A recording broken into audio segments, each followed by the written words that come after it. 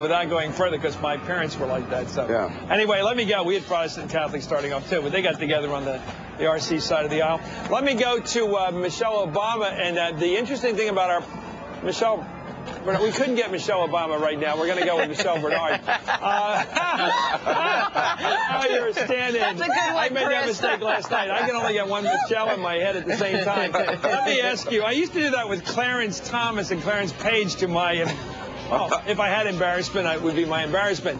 Let me ask you about this wonderful thing about our political process, which comes to me. We don't have a traditional parliamentary system where you work your way up the system. You go from education minister to work your way up to foreign minister, then defense minister, then you're finally prime minister. In this country, you come out of nowhere. You beat Alan Keyes for a Senate seat in Illinois. Next thing you know, you got a good shot at the presidency. Next thing you know, you're the nominee. Next thing you know, you're president. It all happens in 4 years out of nowhere. This guy came. When did you first hear of Barack Obama?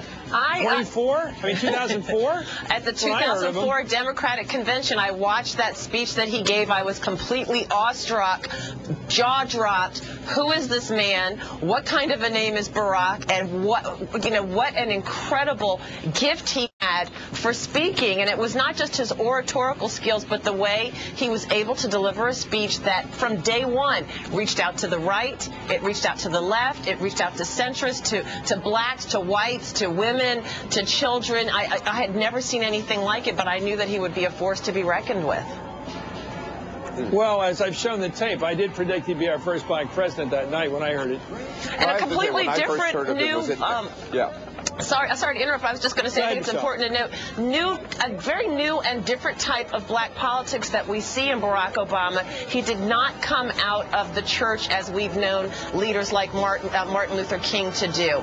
He did not, march on the streets of Selma. A lot of people thought that when we saw our first African-American president, it would be someone like John Lewis or someone, from that era. We've seen in Barack Obama, in a lot of the new mayors, black mayors that we're seeing across the country as well, a very different type of black leadership. They look at issues differently, reach out to women, reach out to blacks, reach out to whites, look at issues such as education very differently than what we saw in traditional black civil rights leadership. And it is literally as if Barack Obama stands on the shoulders of so many of the great civil rights leaders that came before him, but is a very, very different generation. We see a huge generational divide, I think, in terms of his rhetoric and the way he will govern the country. Okay, we're back. We're watching Michelle Bernard doing the brand new windshield wiper wave, which has become very popular. I'm from Michelle Obama. That was Michelle Obama, Chris. Okay, you know what?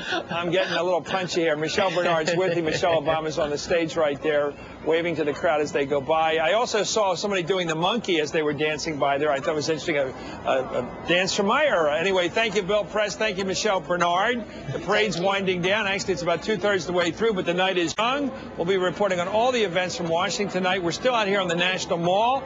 This is Hardball's coverage of the inauguration. What a history day it was. History in the making. The inauguration of Barack Obama.